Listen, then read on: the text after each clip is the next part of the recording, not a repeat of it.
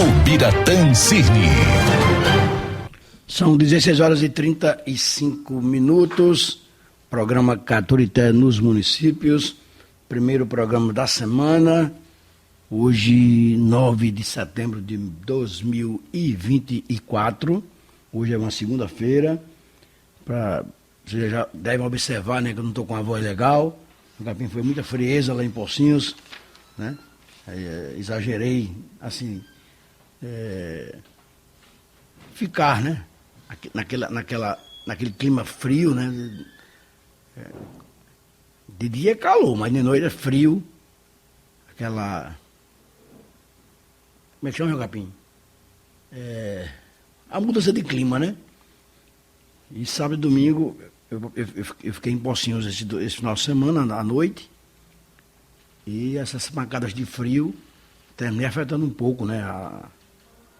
A garganta, mas no remédio a gente está aqui, né? Falando mais devagar, com mais calma, para a gente seguir com o programa até o final. O programa que tem produção e apresentação do Biratã Cirne. E na técnica João Capim, nos transmissores, nos apoiando lá, Paulo Cabral e o Marinaldo Raposão, para que nossa sintonia chegue aí, né? A nossa audiência chegue aí ao mais distante possível, né, com qualidade. O trabalho do nosso diretor técnico Flávio, a nossa direção, né, da emissora, Dom Ducênio, doutora Lúcia Duarte, padre Adeildo Ferreira. E vamos aqui seguindo, a gente tem João Capim reprise, né? O Capim não está nem me vendo, né? Né? A gente tem reprise, né, João Capim? João Capim, sai um pouco da internet, isso faz mal, viu? Eu tô doente por causa da internet, exatamente, Tem dia que eu tô com a saúde mental perturbada, aí eu vou olhar a internet. Pensa no bichinho para perturbar a gente mentalmente. É impressionante, né? Não é ou não é? Esse bendito desse Instagram, misericórdia. Ele é bom para muita coisa, mas também você fica ligadão nele assim. Eu tô brincando, é só para descontrair aqui um pouquinho.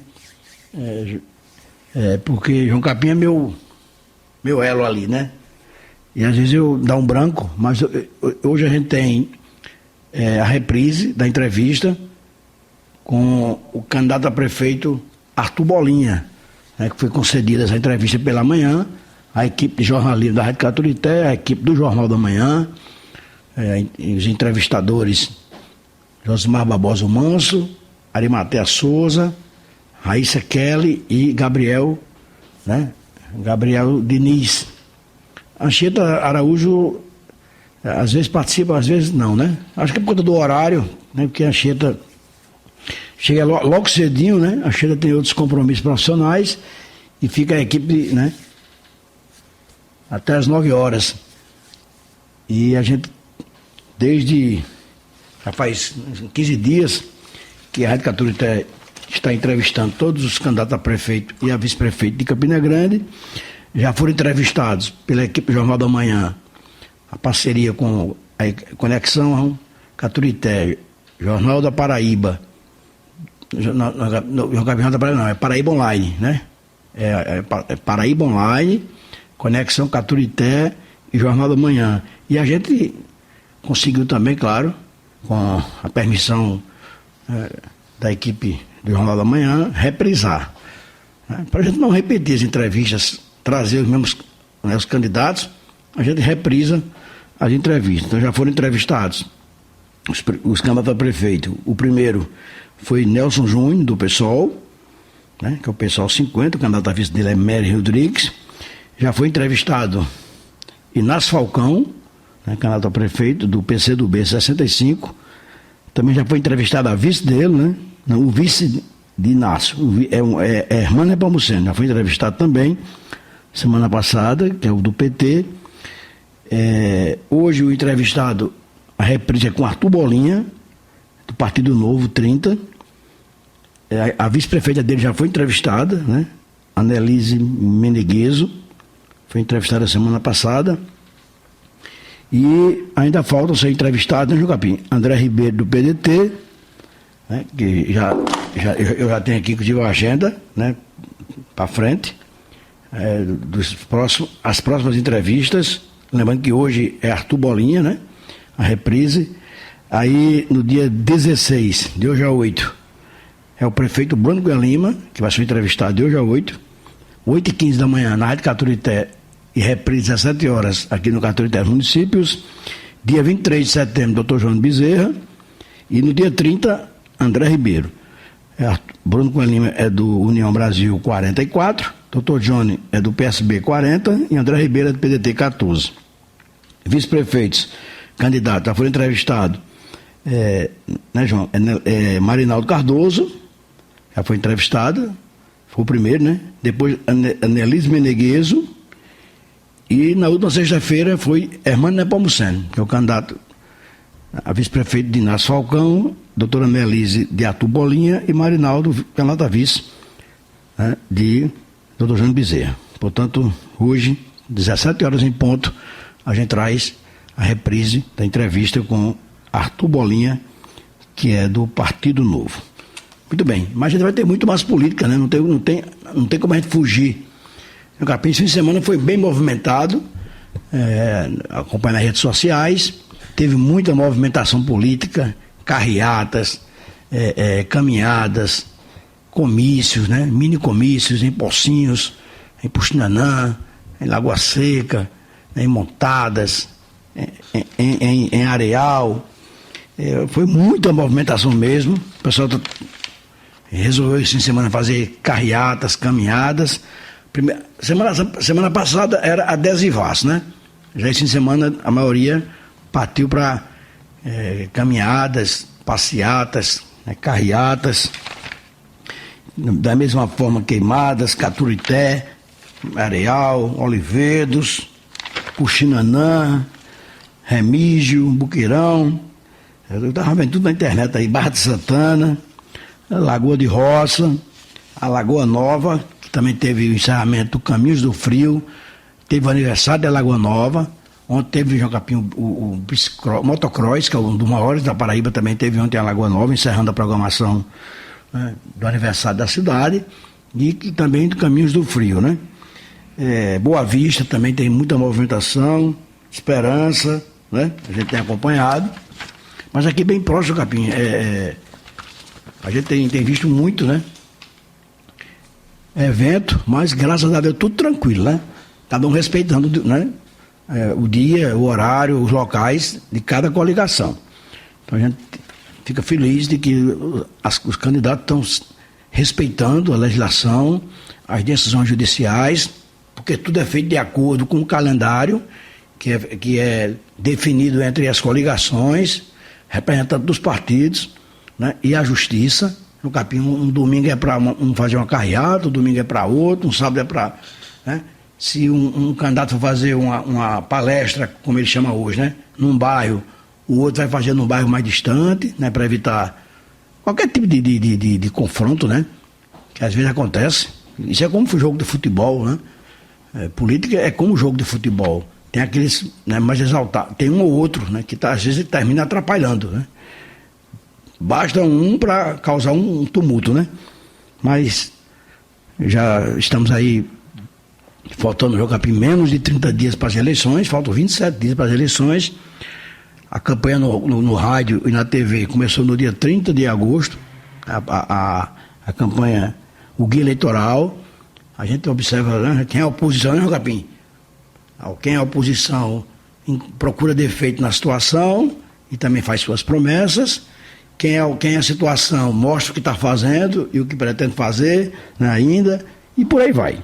Então, tem também nova pesquisa.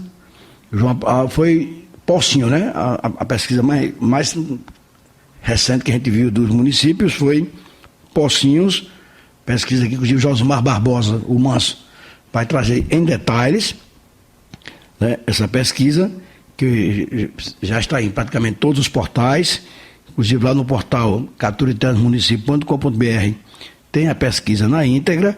Essa pesquisa foi do Instituto Opinião Rede Mais, né? E eu só vou adiantar aqui, né, o resultado, mas Manso vai trazer detalhes, né, de como foi feita a pesquisa.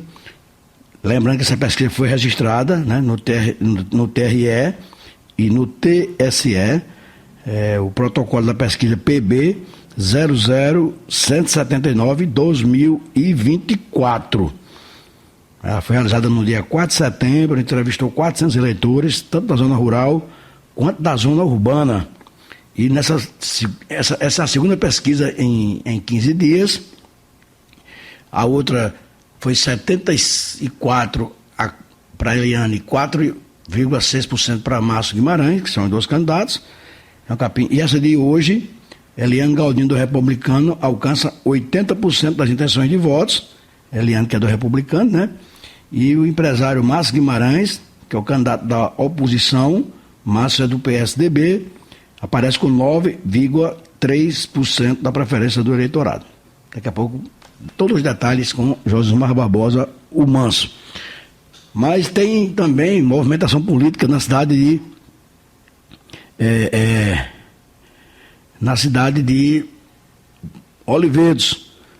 Na verdade, também Cajazeiras, né? Foi indeferimento, né? Impugnação de duas candidaturas em primeira instância. É evidente que os candidatos podem recorrer ao TRE, que é a segunda instância. Se insistirem, ainda pode ir para o TSE. João, se acharem que não poderão obter êxito, pode fazer substituição ainda, né? Então, o caso lá de Cajazeiras, Chico Mendes, né, que é muito conhecido, né? Chico Mendes é deputado, né? O candidato Chico Mendes, e já foi no TRE, viu? Já é Jogapim, na segunda instância, né? Já é na segunda instância. TRE indefere de forma unânime registro de candidatura de Chico Mendes à Prefeitura de Cajazeiras. Olha aí, o Tribunal Regional Eleitoral da Paraíba indeferiu por decisão unânime o pedido de registro de candidatura do deputado estadual Chico Mendes à Prefeitura de Cajazeiras. Ele é do PSB, né? O partido é o 40, né? O julgamento ocorreu nesta tarde e todos os magistrados, todos, com exceção do juiz Fábio Leandro, que se absteve, seguiram o voto do relator juiz Bruno Teixeira, que opinou pelo indeferimento do registro. A ação de impugnação foi movida pelo Ministério Público Eleitoral, com base em jurisprudência do Supremo Tribunal Federal e em resposta recente do Tribunal Superior Eleitoral sobre a questão do chamado prefeito itinerante. Esse entendimento define que mandatos consecutivos de prefeito, mesmo em município diferente, são vedados pela legislação eleitoral. Em primeira instância, o registro de candidatura de Chico Mendes havia sido liberado. No caso, o juiz responsável entendeu que a renúncia do então prefeito ao cargo em São José de Piranhas em 2022, você vê, ele era prefeito de São José de Piranhas. Aí em 2022 ele renunciou para ser candidato em Cajazeira agora em 2024. Então, na época, ele interrompeu a sequência de mandatos, né? Mendes foi eleito prefeito de São José de Piranhas em 2016 e reeleito em 2020. No entanto, em consulta recente, o TSE considerou que a renúncia ao cargo não impede a coligação, não impede a configuração do terceiro mandato consecutivo. Ou seja, ele foi prefeito, foi reeleito, e São José de Piranhas queria um terceiro mandato em Cajazeiras. Então, o TRE barrou a candidatura de Chico Mendes à Prefeitura de Cajazeiras. Ele agora vai ter que recorrer ao TSE ou então desistir, né? Aí houve um caso em Olivedos, né, com a candidata a vice-prefeita. Justiça Eleitoral indefere registro de candidato a vice-prefeita pela oposição de Olivedos. A questão aqui foi prestação de contas da campanha de 2020, né? A Justiça Eleitoral indeferiu o registro de candidata a prefeita pela oposição de Olivedos, Jaqueline, que não prestou contas da campanha de 2020 quando foi candidata a prefeita. Aqui foi em primeira instância, né? O juiz da 23ª Zona Eleitoral, que fica em Soledade, indeferiu, ou seja, negou, né, o registro de candidatura a vice-prefeita de Jaqueline Borges Costa por falta de prestação de contas da campanha de 2020, quando ela concorreu ao cargo de prefeita pelo MDB. Jaqueline é companheira de chapa de Lígia do Podemos, que disputa a eleição pela oposição. Em sua defesa, a candidata vice-prefeita Jaqueline alega que ingressou com ação anulatória da decisão que julgou as suas contas não prestadas. No entanto, o juiz entendeu por não acatar a resposta da candidata, alegando que a sentença de não prestação de contas está válida e produz efeito pelo menos até 1º de janeiro de 2025, e que desta forma Jaqueline não reúne condições de elegibilidade para a eleição vindoura, pois não teria mais tempo hábil para o deferimento do exercício de candidatura. Concluiu ainda o juízo que ela não possui quitação eleitoral, é condição de elegibilidade prevista no artigo 11, aí diz aqui o parágrafo da lei 9.504. Cabe recurso, sim, né, da decisão junto ao TRE no prazo de 3 dias. Portanto, Jaqueline, com a assessoria jurídica da coligação dela, né, Lígia, candidata a prefeita, e ela vice, né, vai decidir por recorrer ou substituir a candidatura dela. A gente aguarda, né, novas informações sobre se haverá a decisão de recorrer ou de substituir o nome de Jaqueline, mas ela, pelo que a gente viu, ela deve recorrer à coligação junto ao TRE. Então são alguns assuntos, né, da política. Zé Carlos do Acácio Figueiredo e Ricardo Vaqueiro estão vindo no programa. Maurício Lopes está lá em Lagoa Seca, ouvindo Caturité nos municípios. Geraldo Claudino no sítio Oiti de Lagoa Seca. Já abraçar Chicão, né, do Oiti, Armando e Irene, né, lá na região. Também seu Zé Corrêa, Dona Judite, toda a família. Santino Corrêa e toda a família. Pessoal aí do Oiti, do Retiro. Marcial Gonçalves do Retiro. Romualdo Figueiredo. Boa tarde, amigo. Um abraço para nosso vice-presidente da Associação dos Aposentados, Pensionistas e Idosos de Campina Grande, Zé Pequeno, que é lá do distrito de Caturé de Boa Vista. E também Romualdo Figueiredo. Abraço a todos os aposentados. Chicão está lá em Areal, ouvindo de Caturité do município. Um abraço para Chicão, para o pai dele, né, seu Valdomiro, que é ex-prefeito lá do município. Chicão, que é cunhado, né, do deputado Fábio Ramalho, presidente do PSDB, né, da Paraíba, deputado estadual. É irmã de Dona Silvia, né, esposa de Fábio Ramalho. Cumprimentar a prefeita de Lagoa Seca, que está nos ouvindo. Dona Dalva não é candidata à reeleição.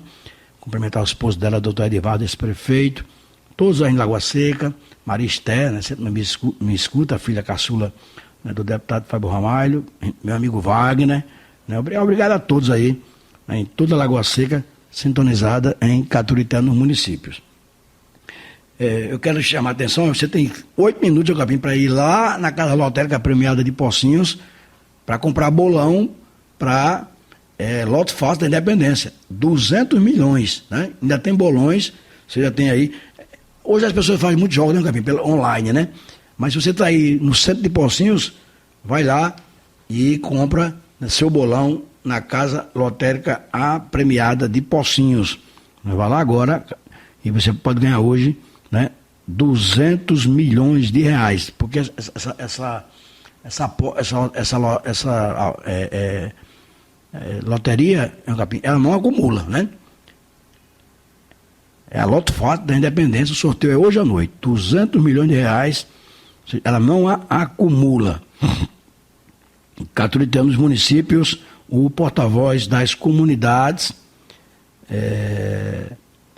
vamos aqui seguindo em frente. João Capim conheceu, né, a Digéssica Cavalcante, que nos deixou no final de semana. Faleceu, foi sepultado ontem, né? A Digelson. A Digelson trabalhou muito tempo em João Capim, na Rádio Borborema. Eu acho que a Digelson também fez programa aqui na Rádio Caturité. A Digelson era um grande artista. Zé Carlos fez, eu não sabia, mas ele estava me avisando aqui, né? Mas já soube, né? Foi ontem o falecimento dele. Ele sofria de uma grave enfermidade, era músico, cantor, compositor, fazia muita seresta, muita serenata, muitos programas musicais. Eu gostava, todo mundo gostava de Daddy Gelson, tem uma voz belíssima, né?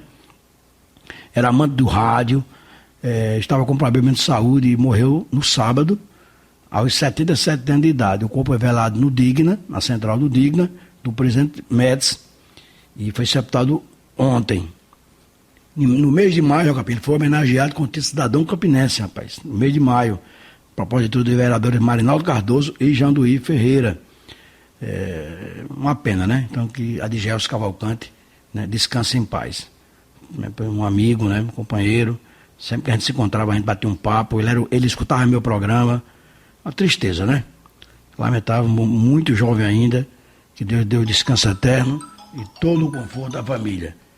E o bichinho aqui, né, Capim? O pessoal ligando, né? Deixa eu desligar aqui, João Capim. É aquele povo querendo pacote, né? Pacote da Claro. Eita, só Jesus, viu? Deixa eu ver aqui. Mas tem mensagem aqui. Vamos correr pro comercial, né? Olha, Moisés Alves está ouvindo o programa. Aqui em Campina Grande. Quem mais? Roberto Castro, está lá em Alcantil, ouvindo o programa. Obrigado, Roberto Castro, de Alcantil. Marcel Gonçalves, já mandei mensagem. Luciana Guimarães, uma outra semana para você também, aqui em Campina Grande. Carlos Alberto Cid Machis. Antônio Tassi Dona Fátima, né, lá em Pai Domingos. Muito obrigado. Meu irmão Mário, meu sobrinho Moacir, que ele também está mandando abraço. Marcel Gonçalves, Chicão e agora o comercial. O programa Caturité nos municípios, da Rádio Caturité FM, reprisa as entrevistas concedidas pelos 6 candidatos a prefeito e a vice-prefeito de Campina Grande ao programa Jornal da Manhã, da mesma emissora, e que foram objeto de termo de acordo entre os candidatos e suas coligações e homologadas pela Justiça Eleitoral. As entrevistas estão sendo reprisadas na íntegra, sem cortes ou alteração de seu conteúdo. Muito bem, a gente vai reprisar a entrevista agora com Arthur Bolinha, do Partido Novo Tem, mas dizer que já tem novidade de Oliveiros, né? Já foi substituída aí Jaqueline por Nana do Mercadinho, né? Então o candidato a vice agora de Lígia é Nana do Mercadinho, lá de Oliveiros. Daqui a pouco a gente traz essa informação, mas vamos à entrevista com Arthur Bolinha, do Partido Novo, concedida à equipe de jornalismo da Rádio Caturité. Vem aí, na Caturité, a voz das urnas. A melhor cobertura das eleições é na Rádio Caturité, com a equipe do Jornal da Manhã e Paraíba Online. Você participa da festa da democracia e a melhor equipe jornalística vai para deixá-lo melhor informado. Rádio Caturité, Jornal da Manhã e Paraíba Online. Informação com credibilidade e audiência garantida. Vamos iniciar mais uma rodada de entrevistas com os candidatos à Prefeitura de Campina Grande. O entrevistado de hoje é Arthur Bolinha, do Partido Novo. Essa sequência de entrevistas obedece a um sorteio previamente feito com as assessorias dos candidatos. E a gente vai ter 2 blocos de 15 minutos conversando com o candidato hoje e com a participação também do nosso convidado especial, Josimar Barbosa. Bom dia, né? Bom dia, Ari, bom dia, Raíssa, bom dia, Bolinha, bom dia, ouvintes. Bom dia, candidato Arthur Bolinha. Bom dia, Ari, bom dia, Mans, Raíssa, né, e principalmente a você que nos ouve e nos assiste nesse momento. Perfeito, vamos acionar nesse momento o cronômetro para iniciar a nossa conversa. O seu programa de governo tem 29 páginas. Dá tempo para tudo isso, 4 anos? Ari, um programa de governo, na verdade, são diretrizes, né? São diretrizes que você precisa estar dentro. Obviamente, todo projeto ele tem aquilo que a gente trata de curto prazo, médio prazo e longo prazo, né? No curto prazo, a gente tem trabalhado sob a perspectiva, eu tenho dito de forma reiterada, de que meu principal objetivo nesse primeiro momento é fazer com que as coisas que existem em Campina Grande passem a funcionar, né?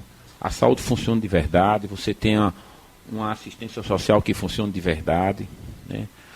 Uma secretaria de obras que funcione de verdade, uma secretaria de planejamento que funcione, que a gente possa modernizar, que possa melhorar os serviços públicos. Isso é o principal objetivo para o primeiro momento, ou seja, a gente trata isso como curto prazo.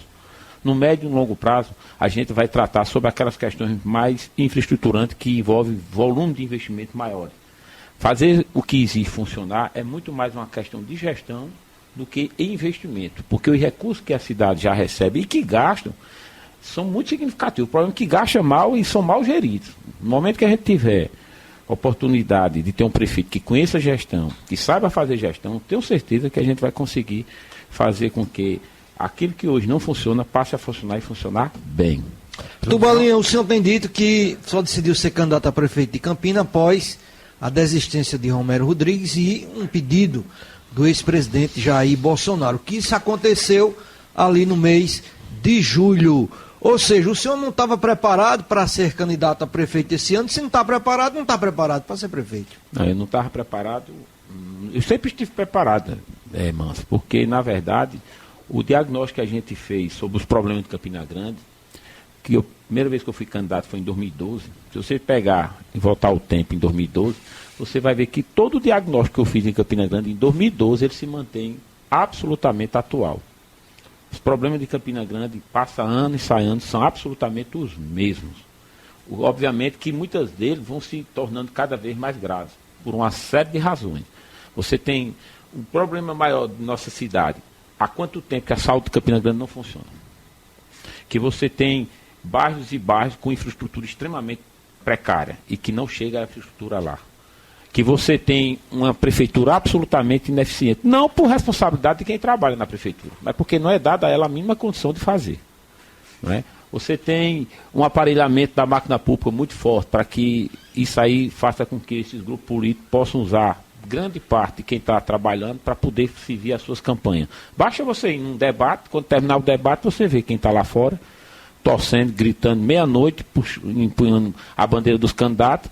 Quase todos ali são cargos contratados, né, parente por excepcional interesse do serviço público, que na verdade já atende aos interesses do candidato. E as pessoas são submetidas a isso porque precisam. Então o diagnóstico de Campina Grande, infelizmente, está muito presente.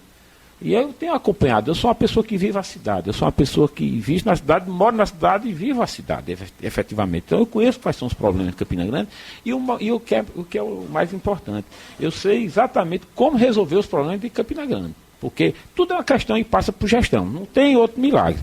Com gestão se resolve tudo.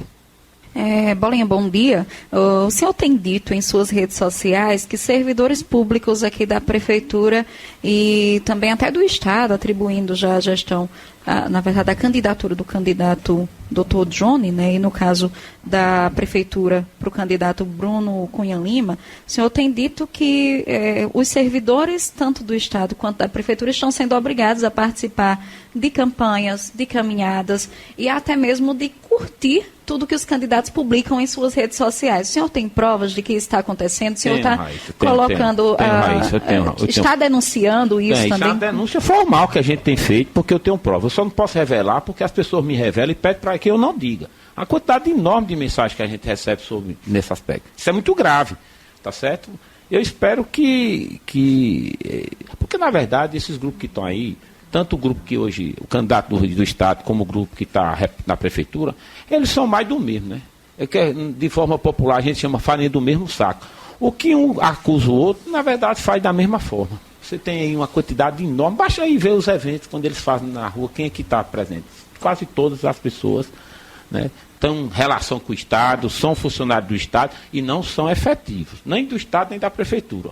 Você não vê quase nenhum colaborador efetivo. Quase todos aqueles que são comissionados ou contratados, porque eles são acompanhados. Se eles não fizerem isso, eles perdem os seus empregos. Isso é muito triste. Se uma empresa privada fizesse isso, o dono dessa empresa era denunciado como prática de escrava, de trabalho escravo, porque isso é análogo à escravidão, submetendo a pessoa a isso. Eu volto a dizer, bastava, só houve um debate até agora, foi na TV Arapuã, logo no início da campanha. Meia-noite o debate acabou, Raíssa. Tinha quantidade enorme de pessoas lá, do Estado e da Prefeitura, e que eu os conheço e sei que são contratados, estavam lá, meia-noite, com a bandeira, gritando o nome dos candidatos. Por quê? Porque eles precisam ser vistos para que o candidato mantenha os empregos deles. Isso é muito triste. No nosso governo isso vai acabar. Não vou obrigar ninguém a estar atrás de mim. Pelo contrário, eu acho que você me perguntou na TV Itararé se meus funcionários votavam em mim. Eu lhe respondi, eu não sei, porque eu não pergunto. Eu deixo cada um muito à vontade para votar da forma que ele achar que é conveniente. Eu acho que a pessoa precisa ter liberdade para fazer suas escolhas, a pessoa precisa ter liberdade para votar em quem acha que merece seu voto, independente se trabalha comigo ou não. Independente. eu vou fazer uma gestão absolutamente transparente e, acima de tudo, democrática na sua essência, respeitando as opiniões e posições de quem quer que seja do ponto de vista político. E no caso desses prestadores, serão mantidos em sua gestão ou o senhor priorizará concurso público? A gente vai fazer o seguinte, a gente vai ter que fazer um trabalho de transição aos poucos. Eu não posso chegar e dar uma canetada, deixar aí uma quantidade absurda de pais de família sem emprego, porque infelizmente essas pessoas não têm onde trabalhar. A gente precisa fazer uma transição. O que vamos fazer é um diagnóstico em cada secretaria para ver qual é a necessidade e ir fazendo a adequação com o tempo, dando oportunidades a eles a se preparar, a se reciclar, até para que, se porventura, havendo concurso público, eles tenham possibilidade de entrar no serviço público como deveria ser, através de concurso. Porque essa questão do concurso público, aí, passa por outro aspecto também. A grande panela de pressão que está para estourar em Campina Grande, do ponto de vista orçamentário, de respeito ao IPSEM. Né? Porque você tem uma queda significativa de servidores efetivos e eles são os que contribuem para o IPSEM. Então, quer dizer, a gente está correndo o risco da manhã o aposentado de Campina Grande não ter como receber. Então, há uma necessidade urgente de você recompor o caixa sob o risco de amanhã, realmente, literalmente, a prefeitura colapsar do ponto de vista orçamentário, porque não vai ter condições de pagar os aposentados, nem muito menos aos pensionistas. Seria uma calamidade para quem trabalhou uma vida inteira e que precisa receber aquela pensão ou aquela aposentadoria. Só para contextualizar aqui para o ouvinte da Caturité, a pergunta que eu fiz na Rede ITA foi no sentido não de se eu estava inquirindo os funcionários para votar ou não na sua candidatura. Eu perguntei se intuitivamente o senhor achava. Não, perfeito. Mas minha resposta ela se deu exatamente no sentido de mostrar que eu não eu faço, o que eu digo, eu pratico, né? Eu sou uma pessoa muito coerente. O que eu digo, eu pratico. Porque eu acho que é uma forma de você encontrar a verdade. Tudo que eu falo, eu pratico no meu dia a dia. Eu não sou aquela figura que diz uma coisa e faz outra, né? Infelizmente é muito comum no meu político as pessoas agirem assim, mas eu não ajo assim, porque eu sou diferente. Sim, mas já que o senhor tocou no assunto, eu vou perguntar novamente. Intuitivamente, o senhor acha que conta com o voto da maioria dos seus funcionários? Eu acho que não estou perguntando se houve uma pergunta ostensiva, não. A intuição, intuitivamente. Claro. Eu acho que sim. Eu não posso lhe garantir, mas eu acredito que sim. A gente tem uma empresa que, graças a Deus, você tem ideia, nós temos aqui empresa em Campina Grande, a Mailton, que foi a primeira loja, que é a da minha mãe, ela foi criada em 81. Quer dizer, você está falando aí de uma empresa de 40 e quantos anos? 43 anos, não é isso? Por aí. 43 anos. Você sabe quantas reclamações trabalhistas a Mailton teve na sua história? Uma. Sabe por quê? Porque foi demitida uma funcionária, por justa causa, ela tentou reconvir e não conseguiu. A ação, inclusive, foi ganha. Então, assim, é uma empresa que respeita os seus colaboradores, valoriza os seus colaboradores. O primeiro colaborador da Rutra é colaborador nosso até hoje, está conosco há 28 anos. Pega esse mote aí do mercado de trabalho, o seu plano de governo propõe, ou promete, como queiram, 10 mil postos de trabalho. Ari, como é que se materializa isso? De três frentes, Ari. Primeiro, a gente vai fazer um trabalho urgente em parceria com o FIEP, com o FEComércio, com o SEBRAE, com as universidades, de capacitação. Eu vou tentar capacitar o maior número possível de mão de obra nessa cidade. Paralelo a isso, a gente vai fazer um censo para ver o que é que a gente já tem de mão de obra formada. E, em paralelo a isso, a gente vai para o mercado, atrás de empresas que empreguem já exatamente a mão de obra, que a gente já tem formada e que nós iremos formar. Isso é um diferencial competitivo enorme. Quando você vai procurar uma empresa para poder convidá-la para vir se instalar, você oferece, que aí todo mundo oferece terreno, oferece incentivo fiscal, mas o que realmente diferencia é quando você diz, eu tenho uma mão de obra que você vai precisar. Por quê? Porque isso torna-se competitivo. Quanto mais mão de obra formada, mais a empresa torna-se competitiva, porque ela melhora a sua produtividade. Isso é o grande diferencial. E a partir daí também vamos trazer as empresas dentro de uma lógica de arranjo produtivo. O que é arranjo produtivo? É você trazer uma empresa maior e você trazer outras empresas menores que dão suprimento a essa maior. Porque aí você cria uns polos. Não é? E Campina Grande nunca trouxe nada nesse sentido. E, além de tudo, vamos vender Campina Grande como destino logístico do ponto de vista de transporte. Porque nós estamos na metade do Nordeste. Paraíba está na metade do Nordeste. Você tem 4 estados para cima, você tem 4 estados para baixo. A Paraíba, do ponto de vista dentro do estado, está ali quase no centro do estado. Você é cortada por BRs. Você hoje tem um aeroporto que tem um fluxo interessante. Você tem toda uma logística, você tem avenida, você tem plano urbano, você tem um distrito, você Isso tem uma... guarda conexão com o Porto Seco, está falando tudo que você me fala pelo Veja candidato só, o Inácio Porto Falcão? Seco, eu participei da reunião do Porto Seco, já inclusive com o Rômulo Gouveia, em Recife, à época. Eu tive a oportunidade. Tá, foi eu, o Rômulo, foi Marco Procópio. Eu era presidente da Federação da ICDL do Estado da Paraíba. Eu fui como representante da Federação, para a gente tentar trazer o Porto Seco. À época, havia uma resistência muito grande da Receita em viabilizar o Porto Seco para Campina Grande, porque ele queria que Campina Grande já tivesse demanda garantida de importação e exportação para poder viabilizar o Porto Seco. Nós não tínhamos essa demanda. Meu pensamento é contrário. Eu acho que a infraestrutura vem primeiro para a demanda vir depois. Quando você tem que já ter a demanda para a infraestrutura vir, eu não acho que é o caminho correto. Mas isso era um entendimento à época. Obviamente, nada que isso não possa ser retomado, do ponto de vista, obviamente, quando o prefeito lidera qualquer posição, ele tem força, ele tem legitimidade, ele tem força política para tentar viabilizar. Eu não acho que seja fácil viabilizar um Porto Seco, pelas circunstâncias que eu tive a oportunidade de acompanhar a época, a visão da Receita Federal. Mas nada que impeça. Agora, independente do Porto Seco, Campina deve se transformar num grande terminal logístico pela localização geográfica que nós nos encontramos. Campina Grande está a praticamente 300 quilômetros de 4 capitais. Poucas cidades no país de Porto Médio conseguem ter tamanha localização. Então, isso é um diferencial competitivo que a gente precisa saber explorar. Vai comercial. Pode ser, dá tempo ainda. Bolinha, está havendo uma queda de braço lá entre a Câmara e a Prefeitura por conta das emendas impositivas, né? Principalmente a bancada da oposição, que aqui 1,2% das receitas líquidas correntes sejam destinadas às emendas impositivas, se aproximaria de 20 milhões de reais por ano. Caso o senhor seja eleito, haverá essas emendas impositivas? Veja só, Márcio, eu não acho que é o melhor caminho. Eu acho que o principal papel do parlamento não é tratar de orçamento, do ponto de vista de emenda. Inclusive, isso é uma deturpação do próprio parlamento. Começou a nível federal, se estendeu às assembleias e agora está vindo às câmaras municipais. Isso é uma usurpação do poder executivo, eu entendo. Não é?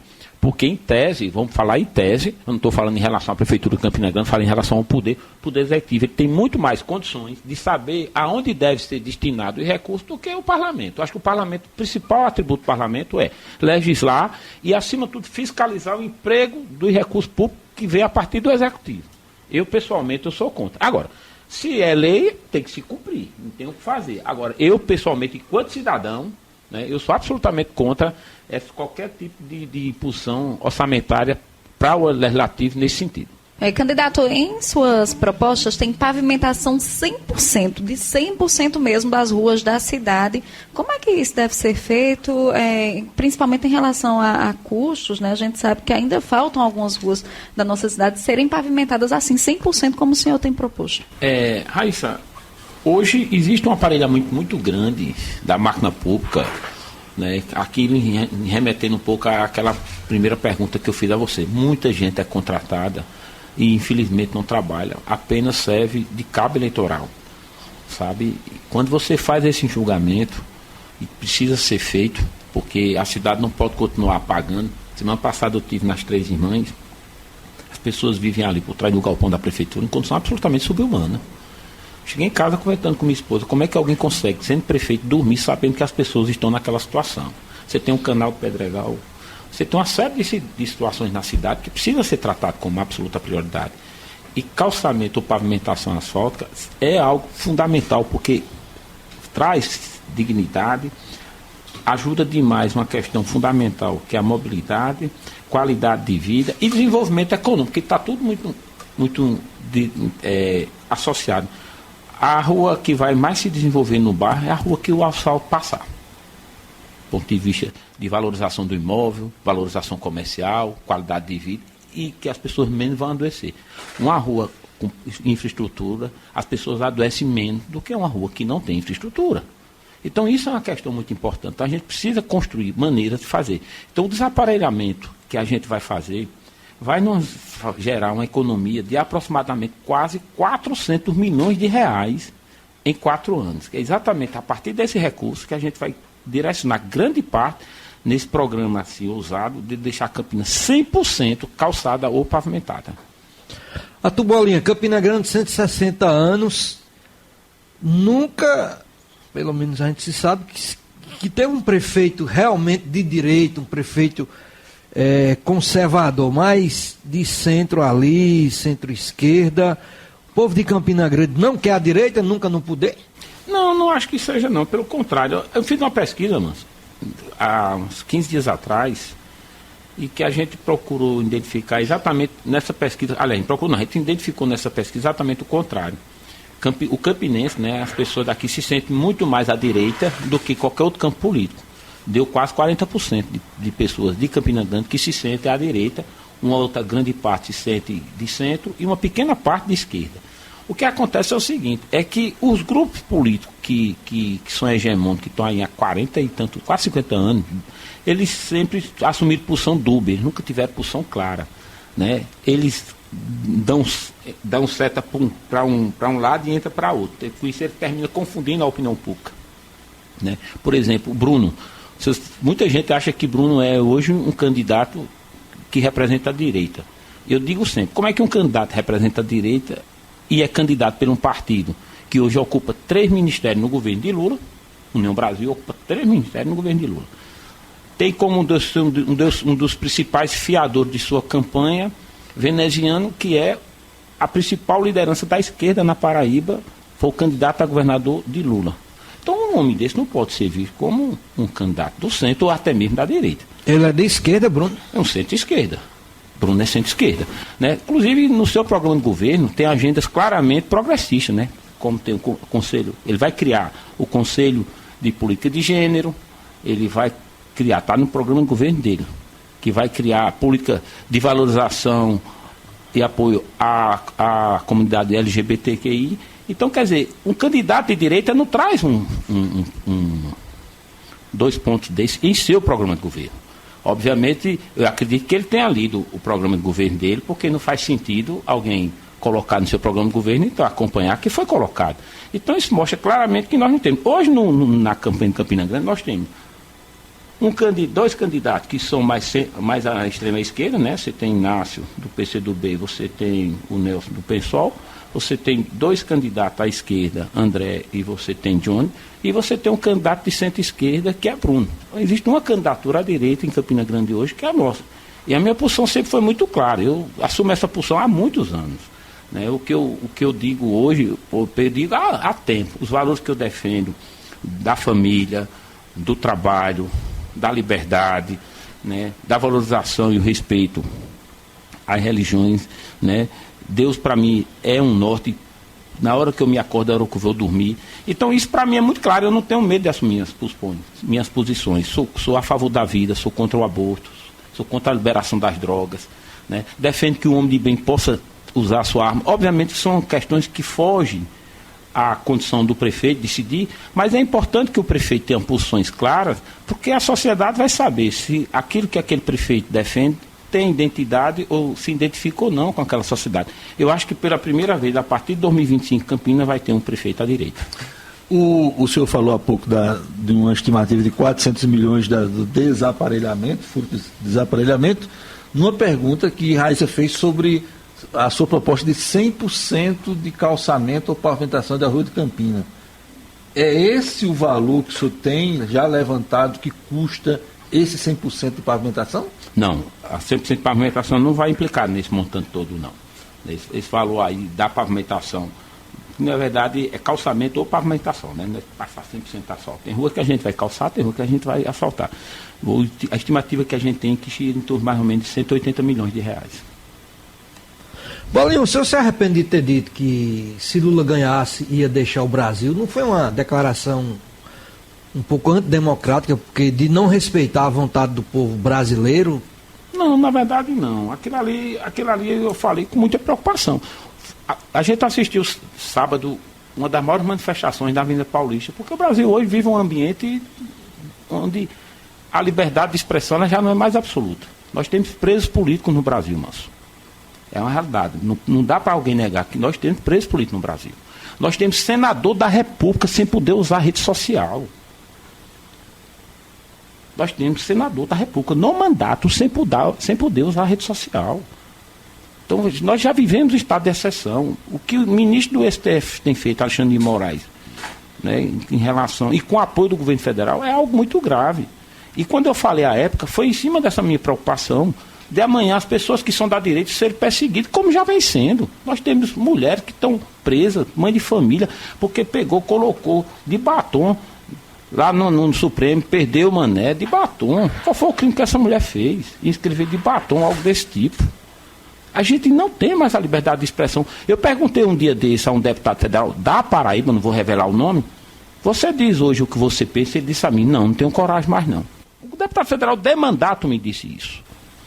Então essa é a realidade que o Brasil vive. E eu espero que a sociedade brasileira se atente a isso. Agora, está na pauta da Comissão de Constituição e Justiça da Câmara Federal para amanhã o perdão para todos os participantes dos atos de 8 de janeiro, os atos. O senhor defende esse projeto? Eu defendo pelo seguinte, eu acho que aquelas pessoas, eles não tiveram o devido processo legal. Muitos, os advogados passaram um mês para ter acesso aos autos, né? O devido processo legal não aconteceu. A individualidade da culpa também não aconteceu, generalizou. Então, a pessoa que quebrou alguma coisa e outro que não quebrou, como é o caso dessa mulher que passou só um batom, dizendo uma frase, foi colocado no mesmo patamar, então não pode. Existe o princípio legal, a gente precisa respeitar isso aí. Imagina aqui alguém chegar e dar em todo mundo, e só porque alguém está aqui perto, responder igual ao agressor. Não pode. Então zera tudo de Não, acho que aí individualiza a pena, analisa individualmente cada um que fez para poder responder por tal.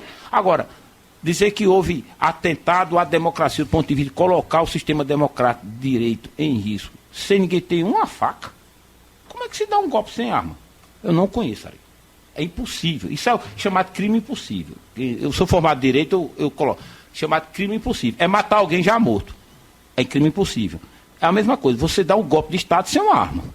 As pessoas com Bíblia darem um golpe de Estado. Não tem condição. Agora, quem depredou, que pague pelo crime que está lá. Depredação do patrimônio público é um crime. Agora, tem que identificar, tem que individualizar a pena. A gente não pode generalizar. É um risco que nós corremos. A gente precisa ter isso. Nós temos hoje jornalistas, colegas seus jornalistas brasileiros, que estão exilados fora, sem poder vir no Brasil. Agora, recentemente, foi revelado, né, áudio de assessor do ministro Alexandre de Moraes, foi revelado áudio do próprio ministro, mostrando claramente um desvio de comportamento e conduta, uma atitude criminosa. Isso não pode acontecer. Eu espero que o Congresso e o Senado da República tenham altivez para poder dar um baixa nisso. E vou mais além. Aproveitando já a deixa, essa eleição de 2024, ela vai construir a base política para 2026. Então você, meu amigo, minha amiga de direita, observe bem, em 2026 nós teremos eleição para Senado, será uma das eleições mais importantes. O presidente Bolsonaro disse sábado que hoje Alexandre de Moraes faz mais mal ao Brasil do que o presidente Lula, e eu concordo. Então a eleição de 2026 passa por 2024. Então, quem votar em Bruno estará votando em veneziano em 2026, que é um candidato da esquerda, porque o pacto que Bruno fez com o veneziano foi de apoiá-lo em 2026.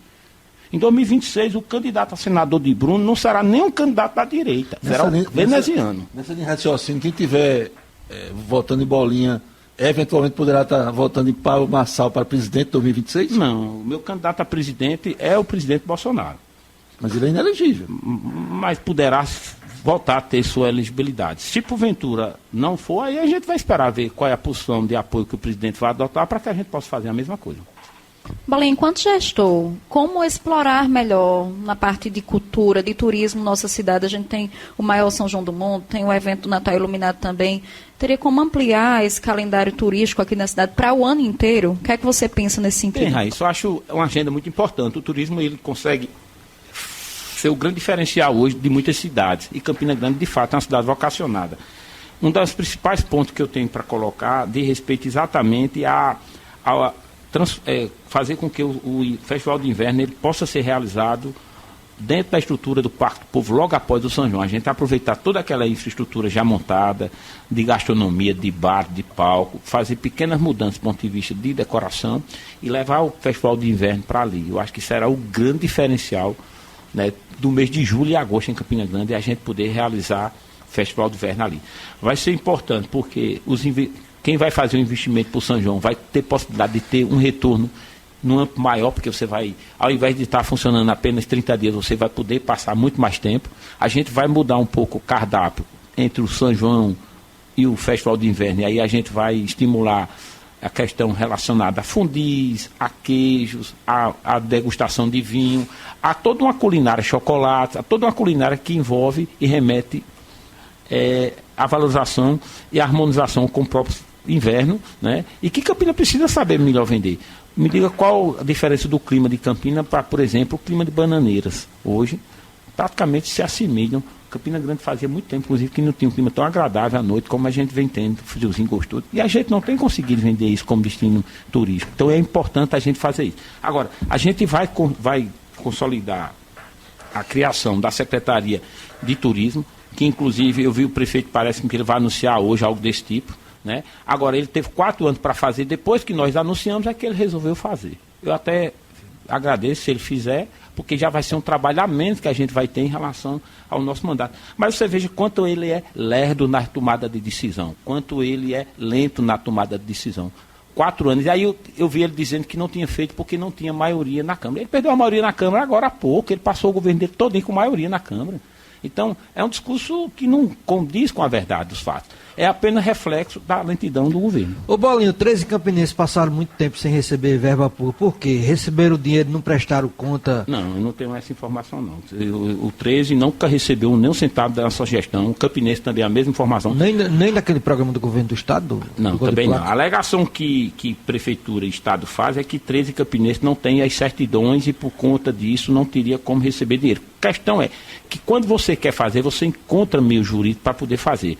Olha, o time, todos os times e adversários que o 13 enfrentou, todos, agora nesse mata-mata, eles foram financiados em grande parte pela Prefeitura e pelo Governo do Estado.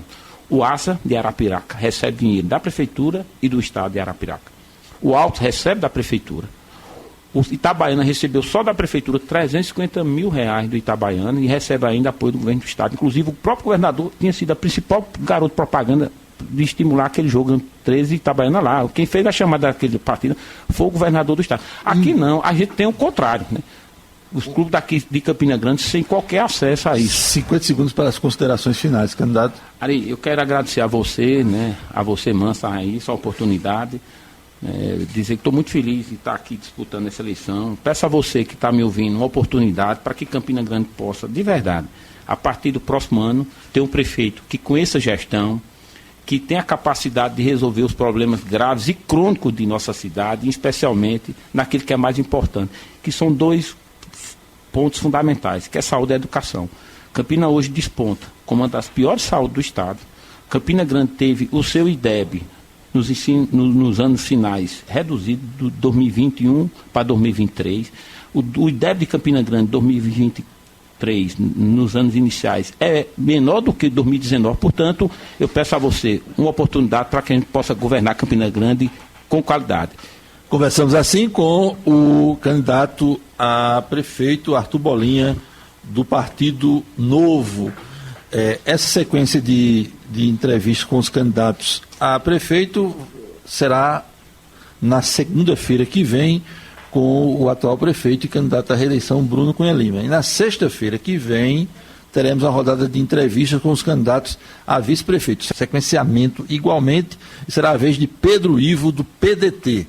E nós vamos reprisar, né, Pedro Ivo, do PDT, na sexta-feira, como reprisamos hoje do candidato a prefeito Arthur Bolinha, e na próxima segunda, no Jogapim, será o prefeito Bruno Cunha Lima. Vamos, né, para o intervalo comercial. Na volta a gente tem ainda um panorama político com o nosso repórter político, né, analista político Josmar Barbosa, o Manso, sobre a pesquisa lá de Pocinhos, e já vamos trazer que lá em Oliveiras já houve a substituição da candidata a vice-prefeita da chapa da oposição. Tudo isso depois do comercial.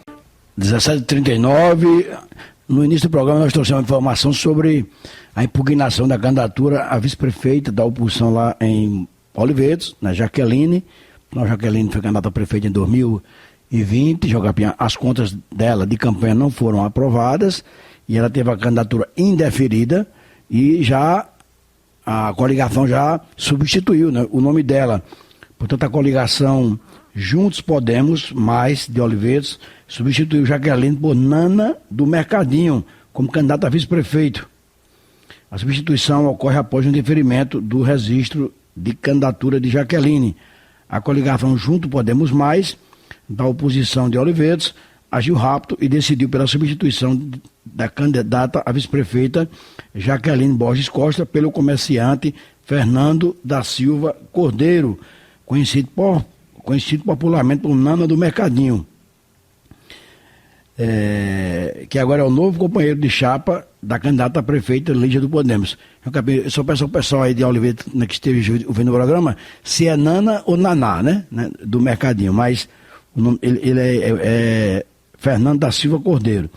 Jaqueline teve o seu registro de candidatura indeferido pelo juízo da 23ª Zona Eleitoral lá em Soledade, por falta de prestação de contas de campanha em 2020, quando ela foi candidata a prefeita. Ela teria um prazo de 3 dias para interpor um recurso junto ao TRE, mas preferiu renunciar a esse direito e colocar logo Nana do Mercadinho como candidato a vice-prefeito. Nana do Mercadinho, por sua vez, disse que está bastante motivado para ingressar na disputa e lutar pela mudança almejada pela população olivedense. Portanto, a oposição lá em Olivedos agora Lígia e Nana do Mercadinho. E a situação, né, o grupo do prefeito Deusinho, o candidato a prefeito é Gerson, né, do Republicanos, e o candidato a vice é Danilo Correia. Portanto, a campanha lá em Olivedos segue, né, de forma tranquila, já com essas mudanças. Vamos seguindo aqui com o porta-voz das comunidades. Lembrar que a gente sim, eu quero parabenizar o padre João Afonso, pároco, né, do município de Pocinhos. Hoje é aniversário do padre, né, João Afonso. Então, nossos parabéns ao padre João Afonso, pároco da comarca de Pocinhos. Também eu queria aproveitar e mandar um abraço de parabéns para Roberto Souto, né? Bodas de Prata, está comemorando com a esposa Alzira. Parabéns aí ao casal amigo, 25 anos de casamento. Também aniversário de um amigo, né, radialista, locutor, jornalista, Geusinério, lá de São João da Mata. Parabéns aí pelo aniversário hoje. E a agenda da Verusa Ótica, dia 12, quinta-feira, consulta de vista lá em Puxinanã, com a doutora Cristiana Pinto, na unidade de Puxinanã, uma grande profissional, tem muita promoção. E no dia 13, na sexta-feira, será na cidade de Cubati. Portanto, dia 12, a consulta de vista em Puxinanã, quinta-feira agora, né? 87609922, você faz o agendamento, e na sexta-feira, dia 13, será na cidade de Cubati. Um abraço aí para a amiga Verusa Figueiredo, acompanhando nosso programa. Abração ao pessoal das lojas Porto de Puxinanã, minha amiga Evandro, tem muita promoção aí nas lojas Porto, né, de Puxinanã. Tem também, você tem a opção de fazer também o empréstimo consignado aí na Mila Cred, né? Também fica o escritório nas lojas Porto, aqui o telefone 98767-2444. Cumprimentar a Dona Maria, Michel, Guga, Vinícius, todo o pessoal do Mercadinho Boa Compra, o Barateiro de Puxinanã, né? Abração aí para o secretário Tessa Hermínio, da administração de Puxinanã, está ouvindo nosso programa. No fim de semana eu até pedi a João Capim, eu vou lhe mandar aqui, João Capim, bem rapidinho. Não, eu vou ler aqui a nota de agradecimento de Jurandir, né? Ele mandou a nota de agradecimento de Jurandir, bem rapidinho aqui, antes de Jorge Mar Barbosa. Nota de agradecimento. Gostaria de expressar o meu mais sincero agradecimento a todos que participaram e contribuíram para o sucesso do nosso festival esportivo Cidade de Puxinanã, realizado durante todo o dia de ontem. Primeiramente, agradeço a todos os clubes, participantes e aos atletas que se dedicaram com grande entusiasmo e espírito desportivo. Aos nossos colaboradores, o nosso muito obrigado por toda a dedicação. Sabemos que muitas vezes é um desafio equilibrar a vida familiar com os compromissos extensos e apreciamos profundamente o tempo e o esforço que dedicaram para nos apoiar nessa caminhada. Não deixaria e nem poderia deixar de também agradecer à Prefeitura de Puxinanã, que proporcionou todas as condições e recursos necessários à realização do evento. Por fim, sendo uma competição, parabenizo as equipes vencedoras pelo sucesso alcançado. Em resumo, o Festival Esportivo Cidade de Puxinanã, que aconteceu ontem, não teria sido o sucesso que foi sem a colaboração de todos vocês, e espero contar com todos em eventos futuros. Juntos continuaremos a promover o espírito esportivo dentro da nossa comunidade, com os melhores cumprimentos. Jurandir Figueiredo, secretário de Esportes da cidade de Puxinanã. Portanto, um abraço aí a Jurandir, que está ligado aí no nosso programa. E agora, João Capim, um resumo da política, falando da agenda dos candidatos a prefeito de Campina Grande e também sobre a pesquisa, nova pesquisa lá de Pocinhos, anunciada hoje. Vamos com ele, Josmar Barbosa, o Manso. Pois é, a partir desta segunda-feira, candidatos e partidos que vão disputar cargos nas eleições municipais deste ano devem enviar as prestações de contas parciais de suas campanhas à Justiça Eleitoral. O prazo termina na próxima sexta-feira. De acordo com o Tribunal Superior Eleitoral, a documentação deve ser registrada no Sistema de Prestação de Contas Eleitorais e deve incluir todas as movimentações de dinheiro realizadas desde o começo da campanha até o dia 8 de setembro. O TSE ressalta ser fundamental cumprir a obrigação no prazo estabelecido, conforme calendário eleitoral.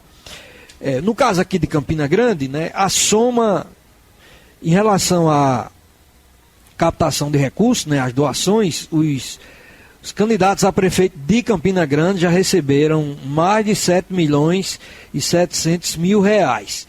O André Ribeiro, do PDT, já declarou à Justiça Eleitoral que recebeu 300 mil reais. Ele também não prestou conta, ainda não disponibilizou quanto gastou nesse início de campanha eleitoral.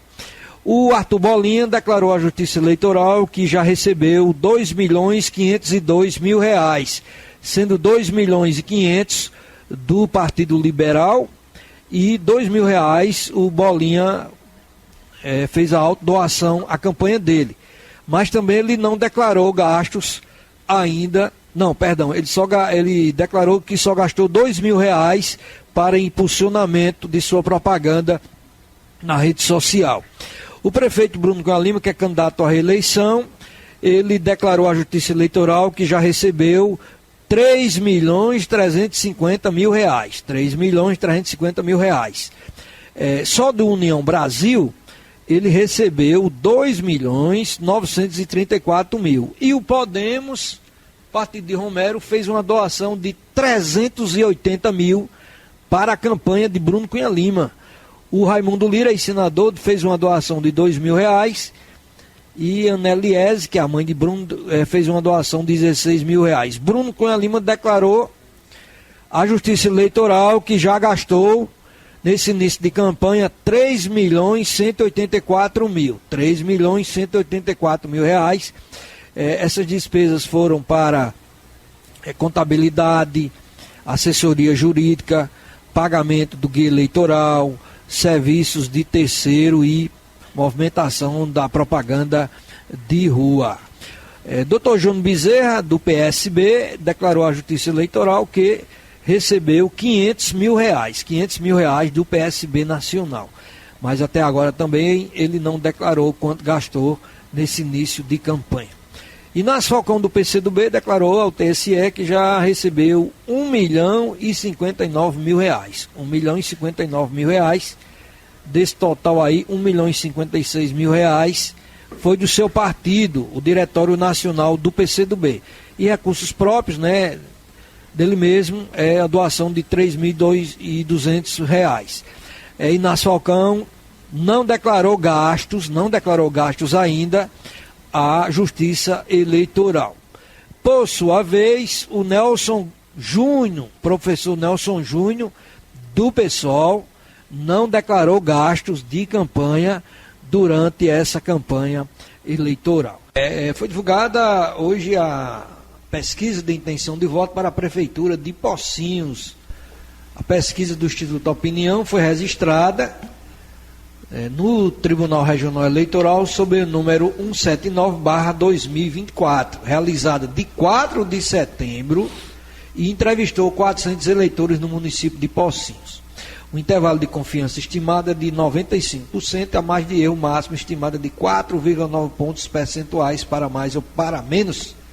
As entrevistas com os eleitores da zona urbana foram realizadas nos bairros Bela Vista, Cacimba Nova, Centro, Ivo Benício, Jardim Etelvina, Nova Brasília, Novo Cruzeiro, Otônio Barreto, Santa Terezinha, Tiradentes, Vila Maia e no distrito de Nazaré. Na zona rural, as entrevistas foram realizadas nas localidades de Amaro, Arruda, Assentamento Icó, Baraúna, Ferrada, Boqueirão, Cabeça de Boi, Caiçara, Chucalheira, Corredor Manuel Severino, Lajedo do Boi, Malhada do Canto, Malhadas dos Bois, Mares Preto e Pedra Redonda. Instituto Opinião, contratado aí pelo portal Mais PB. Vamos aos números. A prefeita candidata à reeleição, Eliane Galdino, do Republicanos, alcançou 80% das intenções de voto na sucessão eleitoral de Pocinhos, municípios localizados na região metropolitana de Campina Grande. De acordo com os dados, o empresário Márcio Guimarães, candidato da oposição, é o segundo colocado na disputa. Ele aparece com 9,3% da preferência do eleitorado. Do total de eleitores entrevistados pela pesquisa, Opinião Rede Mais, 3,3% responderam que vão votar branco, nulo ou nenhum dos dois nomes apresentados para a disputa, enquanto 7,4% estão indecisos ou ainda não sabem quem votar. A pesquisa estimulada é aquela em que você apresenta principalmente um disco com o nome dos candidatos.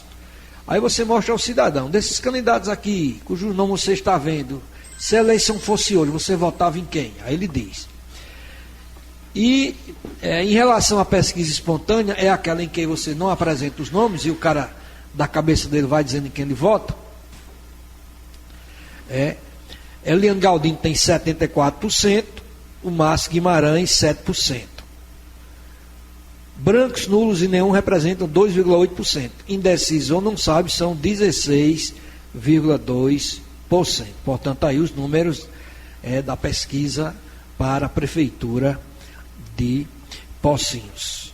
E aqui na Paraíba, falando um pouco sobre as tropas federais, o Tribunal Regional Eleitoral da Paraíba aprovou a solicitação de envio de tropas federais para os municípios de Bahia, Cabedelo e Fagundes.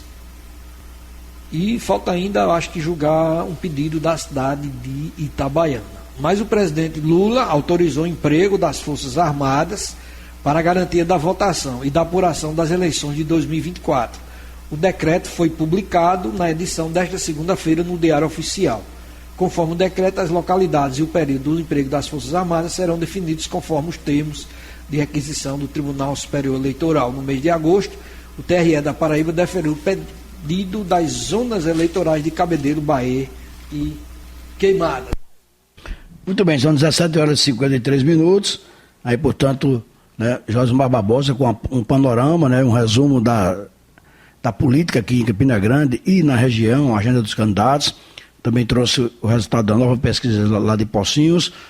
A prefeita Eliane, que tenta a reeleição, ela é do Republicano com 80% dos votos, e o candidato do PSDB, Márcio Guimarães, com 9,3%. A pesquisa foi publicada aí pelo Instituto Opinião, com o Mais PB, registrada no TRE e no TSE. A gente também aproveita aqui para agradecer, as mais mensagens que chegam ao programa. Hoje é o dia do veterinário, João Capim, dia do veterinário, e eu queria parabenizar todos esses profissionais em nome do amigo Aurélio, né, que é médico veterinário e secretário de Agricultura lá de Queimadas, e amanhã a gente vai trazer com a entrevista, também é uma reprise, com o presidente do Conselho Regional de Medicina Veterinária, José Cecílio. Ele presta serviço aqui à Prefeitura de Campina Grande, nessa área veterinária, junto ao Centro de Zoonose, e ele conversou com o Josmar Barbosa, o Manso, hoje, né? E vamos amanhã trazer essa entrevista em homenagem pelo Dia do Veterinário, profissão muito importante, né? Que é hoje, né? Dia 9 de setembro. Final de programa, amanhã, se Deus quiser, de volta, a partir das 4h30 da tarde, se Deus permitir, com a voz melhor. Tchau.